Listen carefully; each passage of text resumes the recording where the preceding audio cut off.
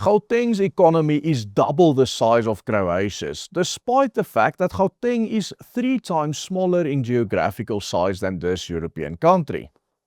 For years, fighters for freedom in Southern Africa have been shut down by the old outdated argument that independent republics or kingdoms in this part of the world will never survive economically. Also, we hear from the left, from the ANC, the EFF and the MK party, that the reason why the black people of this country is so poor is because they do not own the land, the masses of land of this country. But the latest economic data reveals the exact opposite, namely that political centralization has now actually become perhaps the single biggest obstacle to economic prosperity in South Africa, and that self-determination will end up making us all the nations of South Africa, far wealthier if you use Gauteng as an example to analyze how a country could function on its own, a smaller country within South Africa. You see, the province of Gauteng covers just over 1% of South Africa's total land area, but it has an economy that is larger than 8 fully recognized European countries combined. It also has an economy that's almost half the size of the entire economy of South Africa, despite being only 1% of the landmass. That's tight. If you were to add together the total GDP of Montenegro, Kosovo, North Macedonia, Moldova, Albania, Malta, Bosnia and Herzegovina, and of course Iceland, their entire combined economic output would still be less than the economic output of South Africa's smallest province inland. In fact, Gauteng's economy is larger than at least 7 of the 27 member states of the European Union.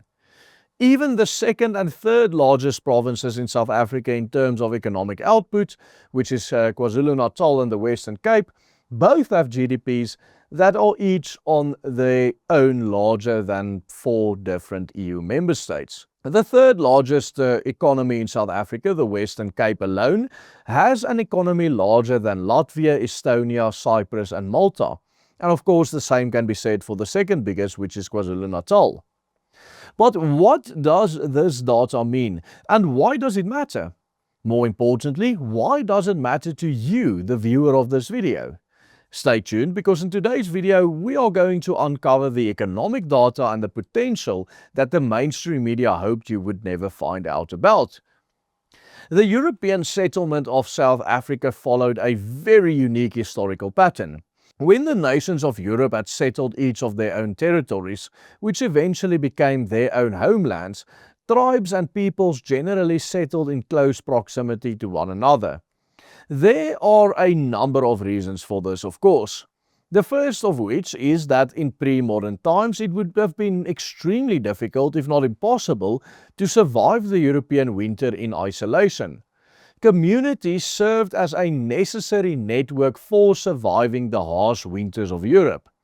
These harsh winters especially meant that people depended heavily on local kinship networks and mutual defense and shared infrastructure within the community in order to survive the winters. Of course, as populations grew, these communities expanded outward, but usually only as far as existing geography and communication allowed.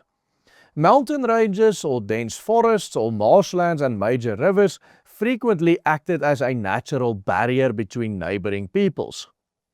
Over the centuries, these geographic and social realities produced a patchwork of distinct nations, languages, and cultures living side by side across a relatively small continent or relatively small territories.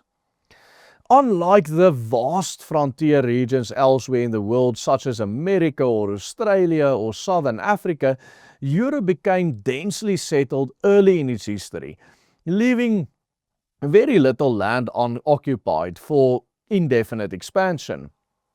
The result was a continent divided into many comparatively small nation-states, each rooted in the territory where a particular people had lived, farmed, defended itself, and developed its own culture and identity over many generations, and then became separate nations among themselves. In South Africa, very much like America, things developed extremely differently. While the Caucasian population had initially remained very concentrated in the region that would later become known as the Western Cape, for over a century long, migrations to the Eastern Cape from around 1760 onwards and then later into the interior.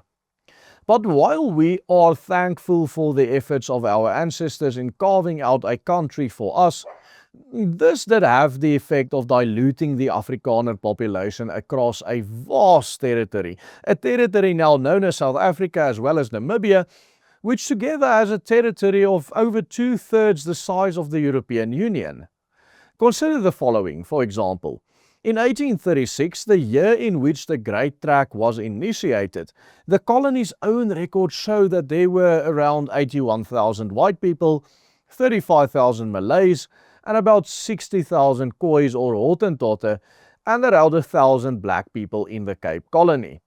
And so, while white people made up just under half the colony's population when the Great Track began, their actual numbers were even less than the combined white population of the George and Mossel Bay local municipalities today. As a result of the Great Track of the small Afrikaner population, this small population became very spread out across the country.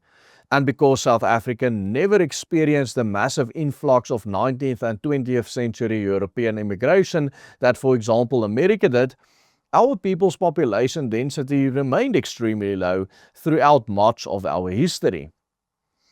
But the thing is that because we have had such a low population density over such a massive territory that is now known as South Africa and Namibia, Afrikaners came to see this relatively unique situation as normal to them.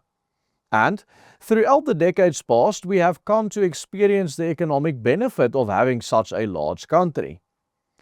After all, in the 19th century and early 20th century, size really mattered for a country. A large territory meant access to more farmland, more mineral deposits, more rivers, more ports, more taxpayers, and of course a larger internal market. The costs of transportation and communication was high. Goods are moved by wagon, rail or ship. Information moved at the speed of the postal service or a pigeon's flight. Under these conditions, bringing many regions together under a single government's banner created real economic benefits. For example, a farmer in the Transvaal benefited from access to ports in the Cape. A merchant in Cape Town benefited from customers in the far richer interior. Large political units reduced trade barriers, pulled infrastructure together, and created economies of scale that smaller territories often struggle to achieve. But the modern economy we live in today operates according to a completely different logic. Today, as capital moves across borders in seconds and information moves across the globe instantly, businesses sell products internationally without ever meeting their customers. A software company in Stellenbosch can serve clients in London, New York and Singapore as easily as it can serve clients in Cape Town or Johannesburg. Wealth is increasingly created not by controlling vast frontiers or stretches of territory, but by concentrating the skills, capital, infrastructure and institutions in productive economic hubs.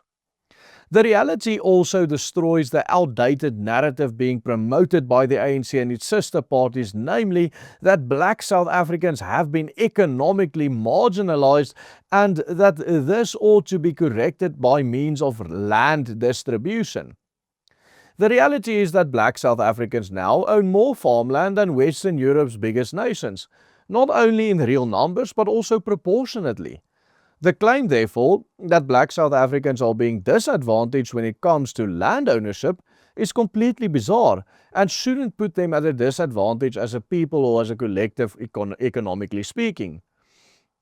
In fact, they are one of the demographic groups in the world with the largest share of land ownership, especially when compared to white Europeans, for example. When you compare the sizes of Gauteng, KwaZulu-Natal and the Western Cape economy to those of European nations and you consider the economic implications of the digital age in which we live in now, it becomes evident that the long-held perceptions that, for example, the Western Cape economy would not survive on its own if they were to declare independence from the far richer provinces in the inland is completely outdated and out of touch with the realities of modern-day global economies. The Western Cape, for example, doesn't need the gold of Gauteng or the industrial heartland of Gauteng to survive anymore. The reality is that if KwaZulu-Natal, for example, were to become an independent Zulu kingdom within the South African or Southern African Development Community, which includes the entire bottom half of the African continent, it would be the economic equivalent of what Spain is to the European Union. And if similar free trade agreements were to exist between SADC countries that are already implemented in Europe, very few barriers would have to be overcome to avoid the disruption of the local economy. Now keep in mind that we are here working with figures and economic data that is the fruit of 32 years of the destruction brought upon by the ANC.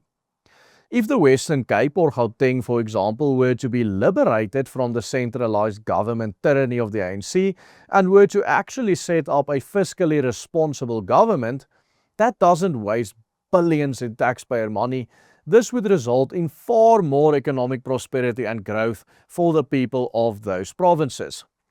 Given the trillions of dollars that the ANC has cost the people of this country, it would be safe to assume that under a different government, these provinces would be far wealthier than they currently are.